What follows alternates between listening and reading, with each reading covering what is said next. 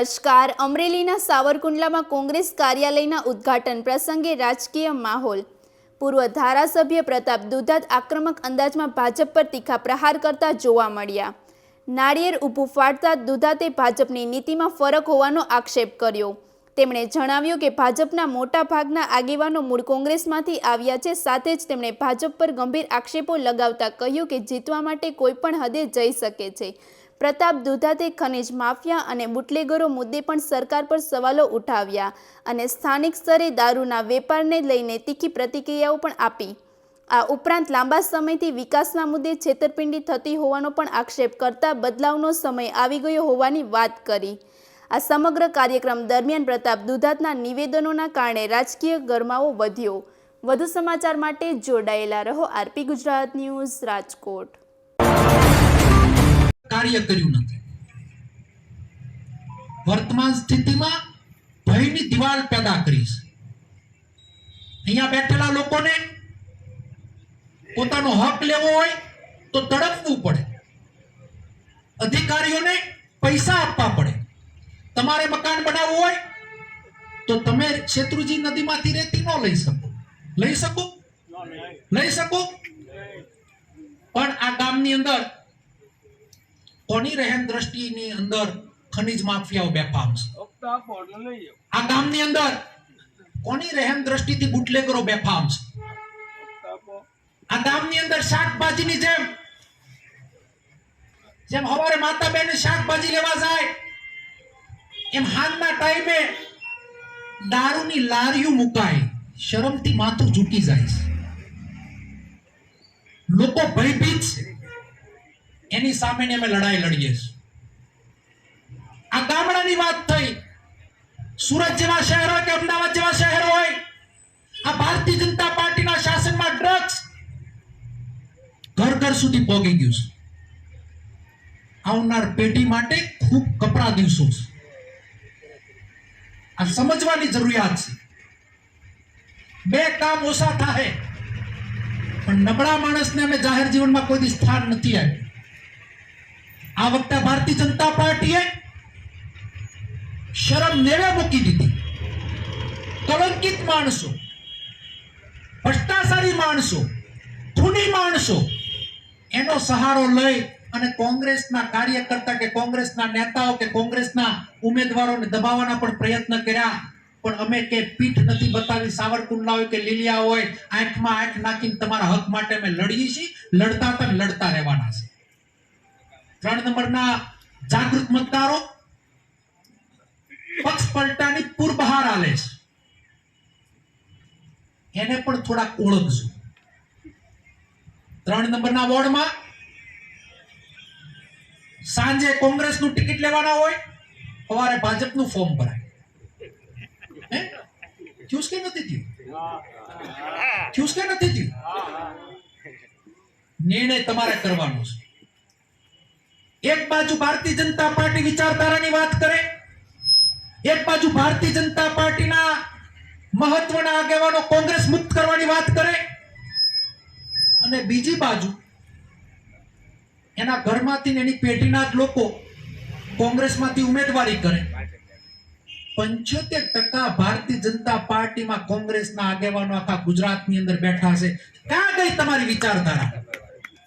વિચારધારાની વાતો કરનાર લોકો એક બાજુ તમે રાષ્ટ્રવાદની વાતો કરો. આ ભારતીય જનતા પાર્ટીની વર્તમાન ભારતીય જનતા પાર્ટીની માનસિકતા એટલી નિમ્ન કક્ષાની છે કે જો એને જીતવું હોય તો દાઉદ ઇબ્રાહિમને પણ ટિકિટ આપે. આમાં કોઈ વધારાની વાત નથી કરતો. આ સત્તા માટે છેલ્લી કક્ષાએ જઈ શકે અને છેલ્લી પાયરીનું રાજનીતિ કરી શકે. અમે લોકો ક્યારે એવું કોઈ કાર્ય ના થાય કે પ્રજાને પીડા પડે કે પ્રજાનું માથું ઝૂકી જાય. આ વાત એટલા માટે કરું કે શેરીએ શેરીએ વાત અલગ, ગામડે ગામડે વાત અલગ. આનો કોઈ વિચાર જ નથી. આ એક ફુગો ફૂલેલો ગુજરાતની અંદર. તમારે મત રૂપી ટાસણી મારવાની છે અને તમારા એક મતની તાકાત ધીરુભાઈ અંબાણીના, મુકેશ અંબાણીની પણ એક કિંમત છે અને તમારા મતની પણ એક કિંમત છે. ભૂતકાળની અંદર ગરીબ માણસોને પૈસાની લાઈનમાં બીજી ત્રીજી લાઈનમાં જીતવામાં સફળ રહ્યા છે. હું ખાતરી આપું છું કે કોંગ્રેસની રાત લાંબી છે પણ દિવસ એક દિવસ ઉગવાનો છે અને દિવસ 100% ઉગવાનો છે. અમને વિશ્વાસ છે કે અમે સત્યના પથ ઉપર છે. અમે તમારા હક માટે લડ્યા છીએ, લડવાના છીએ, લડતા રહેવાના છીએ. મારે કોઈ બીજી વાત નથી કરવી. આ ગામને ભ્રષ્ટાચારમાંથી મુક્ત કરાવવું હોય તો આ ગામજનોને 3 નંબરના વોર્ડમાં કહેતો જાઓ કે નગરપાલિકામાં એટલા વર્ષો સુધી મેં માથું નથી પાડ્યું. એકવાર કોંગ્રેસનું બોર્ડ આપો, 1.5 વર્ષ પછી ધારાસભાની ઇલેક્શન આવે છે અને નગરપાલિકા લગતી ફરિયાદ નિવારણ સમિતિની અંદર અને બધી યોજનાઓમાં હું પોતે બેસે અને જો પાર્ટીના મહત્વના આગેવાનો કોંગ્રેસ મુક્ત કરવાની વાત કરે અને બીજી બાજુ એના ઘરમાંથી ને એની પેઢીના જ લોકો કોંગ્રેસમાંથી ઉમેદવારી કરે, 75% ભારતીય જનતા પાર્ટીમાં કોંગ્રેસના આગેવાનો આખા ગુજરાતની અંદર બેઠા છે. ક્યાં ગઈ તમારી વિચારધારા? વિચારધારાની વાતો કરનાર લોકો એક બાજુ તમે રાષ્ટ્રવાદની વાતો કરો. આ ભારતીય જનતા પાર્ટીની વર્તમાન ભારતીય જનતા પાર્ટીની માનસિકતા એટલી નિમ્ન કક્ષાની છે કે જો એને જીતવું હોય તો દાઉદ ઇબ્રાહિમને પણ ટિકિટ આપે. આમાં કોઈ વધારાની વાત નથી કરતો. આ વાત એટલા માટે કરું કે છેલ્લા 2 વર્ષની અંદર તમે હજુ મતને નાખવાની 26 તારીખને વાર છે. મત નાખો પહેલા ગામની અંદર સર્વે કરી લેજો કે આ ગામમાંથી કેટલા લોકો હિજરત કરી રોજી રોટી કપડા અને મકાનની વાતો કરું. રોજી રોટી માટે સારા લોકો ઓછામાં ઓછા 500 ઘરને તાળા મારવાનું કામ આ ભારતીય જનતા પાર્ટીના પાપે થયું. આના કોઈ જવાબદાર હોય તો ભાજપ વાળી સત્તાધીશ લોકો જવાબ. ખૂબ બદલવાનો સમય આવી ગયો છે. અહીંયા માતા બહેનો બેઠા છે.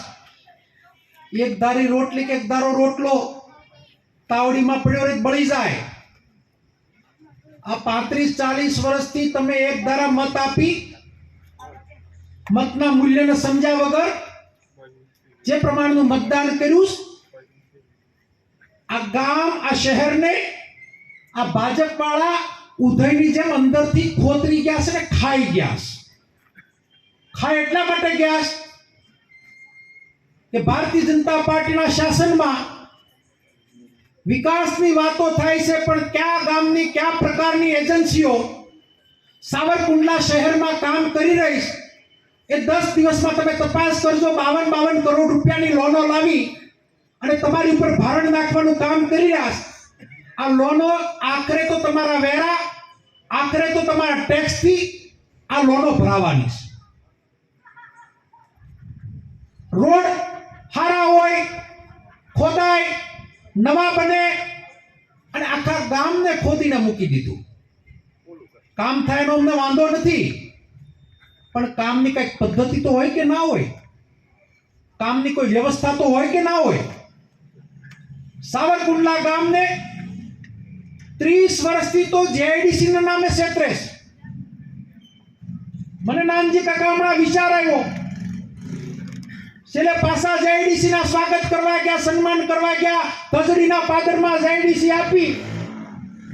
હવે આવી મને ખબર નહોતી 2017 માં ક્રાકસ ગામમાં હું જેઆઈડીસી આપી દે ત્યાં તમે ધંધો કરવા આવત તોય હાલત નો હાલત? હે હાલત કે નો હાલત? 7000 વીઘા જમીન મારા ગામમાં પડતર પડી છે.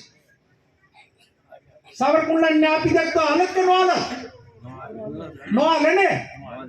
હાલે નો હાલે? નો. આ પાણી રેળ જાય છે કેરા પડી છે?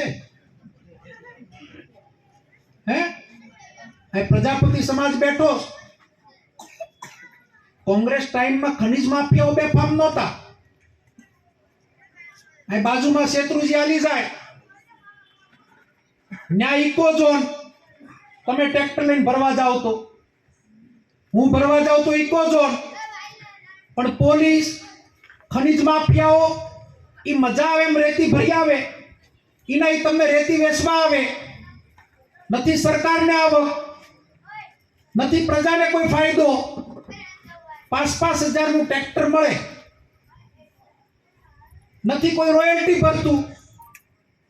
તમારા ધંધા સીનવવાનું આ લોકોએ કામ કર્યું છે. આ વાત હું એટલા માટે કરું છું કે આ બાળકોની આવનાર પેઢીનો પ્રશ્ન છે. પંચાયતી રાજ કોંગ્રેસ પાર્ટી આપવાનું કામ કર્યું, નગર પંચાયતનું રાજ